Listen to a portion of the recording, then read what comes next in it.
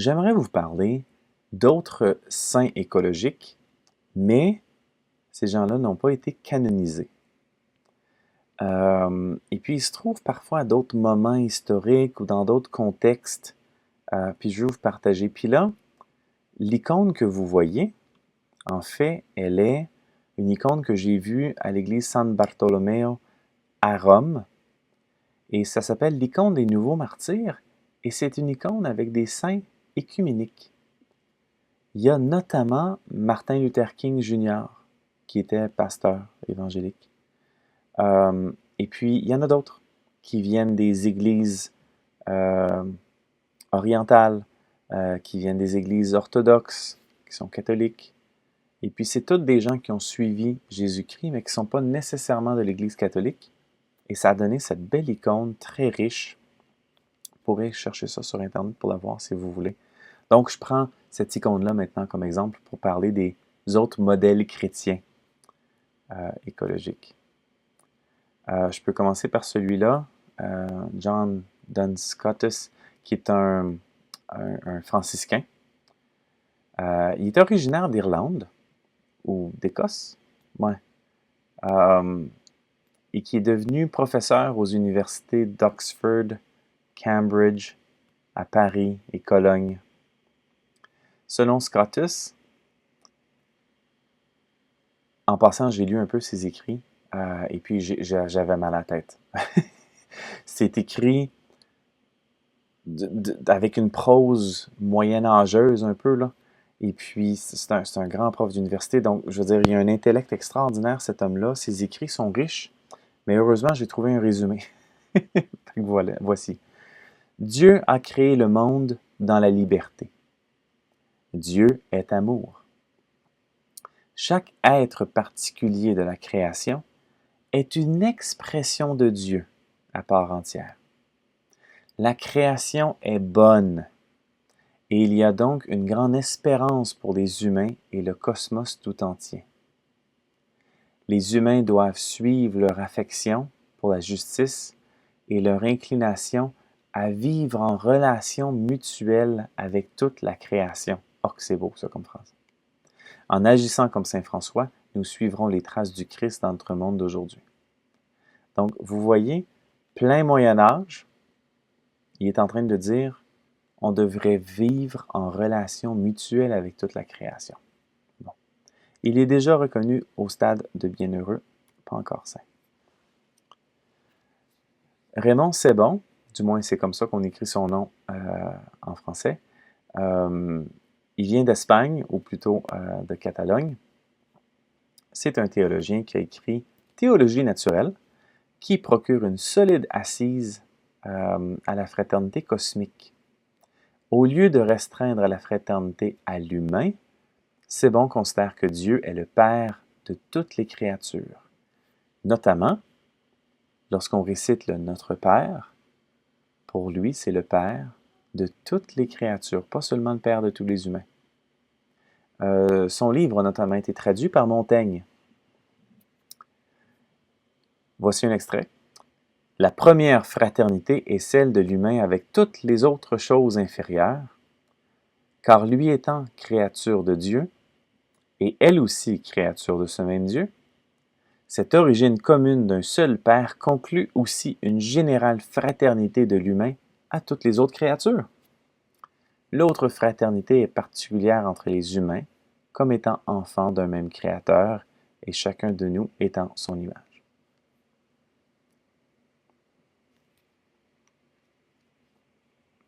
Martin Luther. C'est un frère augustin qui a placardé ses 95 thèses sur les portes de l'église de Wittenberg, devenant ainsi le père du protestantisme et le réformateur de l'église.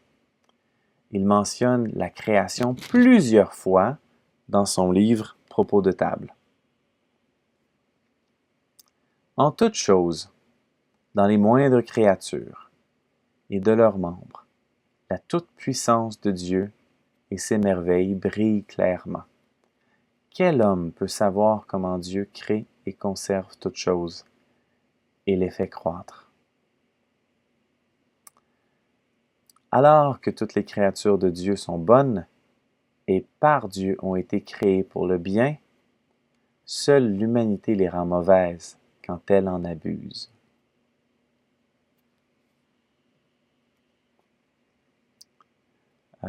Johann Gerhard a écrit un grand livre qui s'appelle L'École de la foi et on trouve cette belle citation. Il existe 2 livres d'où nous pouvons apprendre et connaître Dieu, le livre de la nature et le livre des Écritures. Dans les créatures, nous trouvons le livre extérieur qu'il nous faut lire, étudier et méditer continuellement. Autant il y a de créatures qui nous sont présentées, autant il est des maîtres qui nous sont proposés. Oh! De dire qu'il y a des créatures qui sont maîtres, ça veut dire qu'on peut apprendre de la nature, qu'on doit s'arrêter et apprendre et écouter. William Penn, c'est le père des Quakers en Angleterre, mais il n'est pas resté en Angleterre. Il a fondé une colonie égalitaire qui s'est appelée Pennsylvanie. Il désirait voir fleurir une colonie égalitaire, solidaire, en harmonie avec la nature. Donc là, il y a beaucoup de choses là-dedans, parce que les Quakers étaient contre l'esclavage. Donc, en allant aux États-Unis, ou du moins en Nouvelle-Angleterre à ce moment-là, en fondant une colonie, dès le départ, sa colonie se distinguait des autres par le fait qu'il n'y avait presque pas d'esclaves. OK? Et ça, on le voit même aujourd'hui à travers tous les pays. Les pays plus égalitaires, on le voit dans les salaires notamment, sont les pays les plus écologiques. Tandis que les pays où il y a de plus grandes différences de strates sociales, c'est des pays qui abusent plus. C'est intéressant de voir le lien entre les deux. Aussi, soit dit en passant, ils voulaient, déjà on le voit dans ces années-là, créer une colonie en harmonie avec la nature. Ben, c'est pas pour rien que l'État, donc la colonie au départ qui devient l'État plus tard, s'appelle Pennsylvanie. Ça veut dire la forêt de Penn, la forêt de William Penn. Et voici ce qu'il écrit dans un de ses livres qui s'appelle Some Fruits of Solitude. Il écrit « Ce serait heureux si nous étudions plus la nature et si nous agissions conformément à la nature, dont les règles sont peu nombreuses, simples et raisonnables. »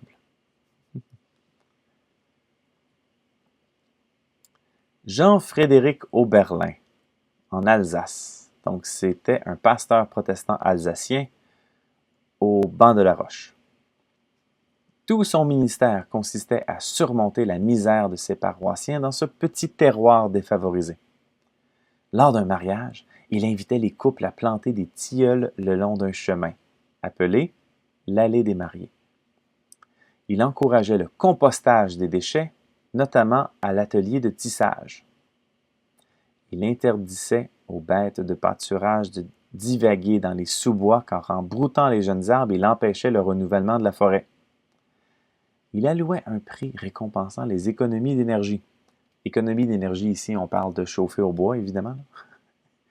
Donc, les gens qui pouvaient passer des grosses cordes de bois puis qui chauffaient trop dans leur maison, bien, c'était perçu comme étant moins bien que si on économisait. Il encourageait l'usage commun d'un four à pain à plusieurs voisins, donc la mise en commun. C'est vraiment un écologiste avant l'heure, un pasteur protestant. Séraphin de Sarov. Là, vous allez me dire, il semblait qu'on parlait de ceux qui n'étaient pas reconnus comme saints. C'est un saint? Oui, c'est un saint reconnu en Russie et qui a pris du temps à se faire connaître du côté catholique. Et c'est un saint très complet, on va dire, dans sa piété, avec beaucoup de récits de miracles, et qui était ermite, et lorsqu'il sortait de son ermitage, les gens pouvaient sentir son odeur de sainteté. Donc on le reconnaît saint vraiment pour sa piété, notamment. Et pendant longtemps, c'était plutôt secondaire, ou du moins, dans l'Église orthodoxe, on reconnaissait plutôt les aspects naturels, mais dans l'Église catholique, c'était pas perçu comme prioritaire. Donc voilà pourquoi je ne l'ai pas mis dans la liste initiale. Séraphin a obtenu la permission de se retirer dans la forêt voisine pour la prière et l'écoute des Écritures. Dans la forêt, Séraphin s'était lié d'amitié avec toutes les sortes d'animaux sauvages, en particulier un ours, qui ne lui firent jamais aucun mal.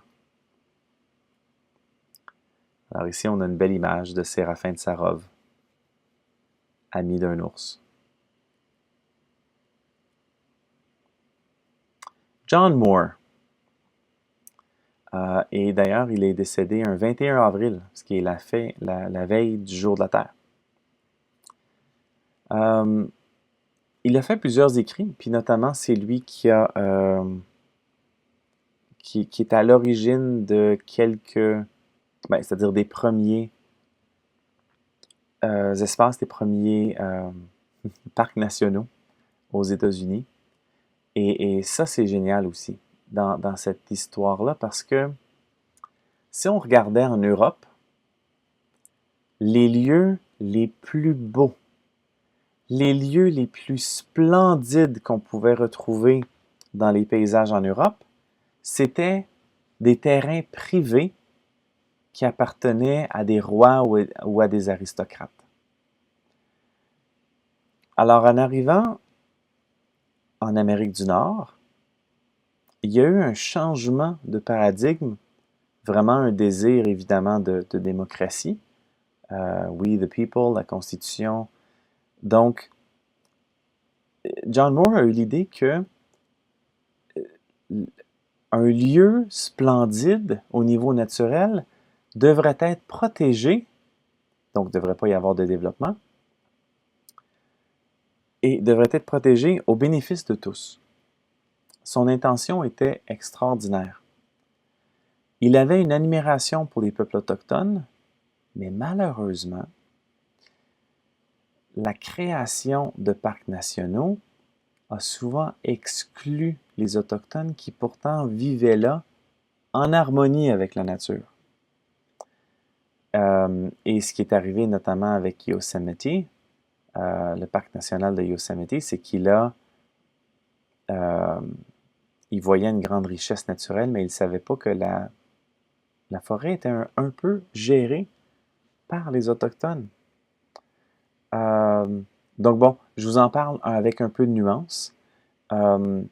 Lorsqu'on met tout sur la balance, il est encore un homme très inspirant, mais victime de son époque. Il n'a pas été aussi respectueux avec les Autochtones qu'il aurait dû l'être. Et le concept des parcs nationaux serait peut-être différent si on en connaissait autant aujourd'hui. Il a écrit ceci, qui vraiment est très inspirant. À partir de la poussière de la terre, les éléments primaires, le Créateur a fait l'Homo sapiens. À partir de la même matière, il a fait toutes les autres créatures, même si elles nous paraissent nocives ou insignifiantes. Elles sont nos compagnes, nées de la terre.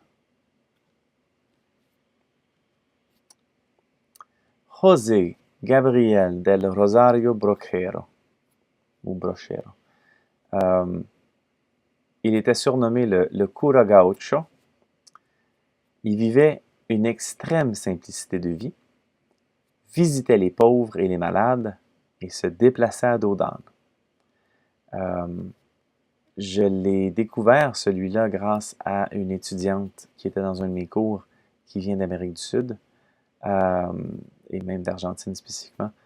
Et puis, lorsque j'ai dit dans le cours, est-ce que vous connaissez d'autres saints, saintes, proches de la nature, tout de suite elle a dit, le Cura Gaucho. Donc j'ai pu faire mes recherches, puis vous pourrez les faire si vous êtes curieux par rapport à lui. Je vous parle de Pierre Teilhard de Chardin, un jésuite français, un paléontologue et géologue distingué et bien connu comme écrivain religieux. Son œuvre magistrale, Le phénomène humain, permet de mieux comprendre le caractère sacré de la Terre de l'interdépendance de toutes les créatures et le rôle important de l'humain en tant que co-créateur. Ces écrits sont pas évidents. Je l'ai lu et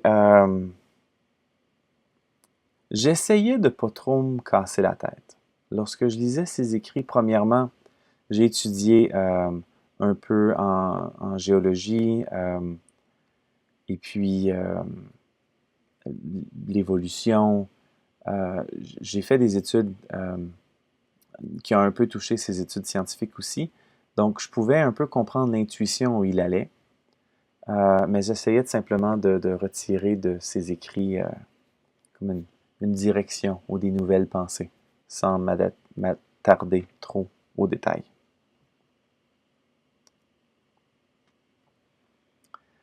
Regardez l'année. Cet homme est décédé en 1970, donc ça en fait un modèle de foi très récent. Il est dans un processus de reconnaissance de sainteté dans l'Église orthodoxe. Donc, je vous parle de Amphilochios de Patmos. Et puis, je vais d'abord lire, je commenterai après. Savez-vous que Dieu nous a donné un commandement de plus qu'on ne trouve pas dans les Écritures? C'est le commandement d'aimer les arbres. Celui qui n'aime pas les arbres n'aime pas le Christ. Lorsque vous plantez un arbre, vous plantez l'espoir, vous plantez la paix, vous plantez l'amour et vous recevez la bénédiction de Dieu. En fait, lorsque Amphilochios de Grèce a décidé de devenir moine et est allé sur l'île de Patmos, il était perturbé par le fait qu'il manquait d'arbres sur l'île, notamment parce que le monastère, graduellement, avait coupé les arbres sans les renouveler. Bon, voilà le trouble dans lequel on était embarqué. Donc, lui disait, c'est essentiel de recommencer à planter des arbres. Lorsque les gens faisaient une retraite au monastère, puis ils venaient pour la confession, il leur disait, pour être pardonné par Dieu, plantez un arbre. Donc, lui avait préparé à l'intérieur de chez lui là, plein de petits arbres qu'il pouvait ensuite donner aux gens qui étaient pénitents, qui, eux, devaient planter. Et non seulement planter, mais tout le temps de leur séjour, retourner à cet arbre-là et l'arroser pour s'assurer que ça prenne bien racine. Eh bien, grâce à lui, on est témoin du reboisement de l'île de Patmos. Et ça devient vraiment un oasis de nature maintenant grâce à lui. Et aussi, il y a beaucoup de gestes qu'on peut poser qui ont un impact court dans le temps. Et en Amphilochios, il y a cette pensée beaucoup plus lointaine. Il faut penser aux prochaines générations. Donc, quand on plante un arbre, on plante l'espoir. Et là, dans le mot paix, il y a aussi une question de restauration de la nature, de guérir.